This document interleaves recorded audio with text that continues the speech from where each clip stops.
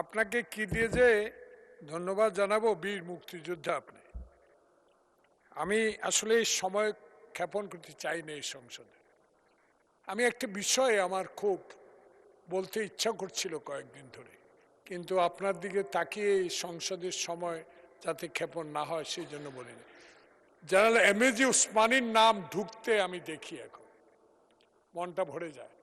এই আমলেই, এই সরকারের আমলেই এই জাতীয় সংসদের সকল সদস্যদের আজকে প্রথমে ঢুকতে যে জেনারেল এমএজি উসমানী বীর শ্রেষ্ঠদের নাম, মুক্তিযুদ্ধে যারা ৭১ সালে দেশ স্বাধীন করেছে তাদের নাম ফলক দিয়ে যে সংসদকে আপনি ঐতিহ্য করে তুলেছেন, সেজন্য আপনাকে একটা ধন্যবাদ জন্য দাঁড়াই। Thank you. ধন্যবাদ মাননীয় সদস্য।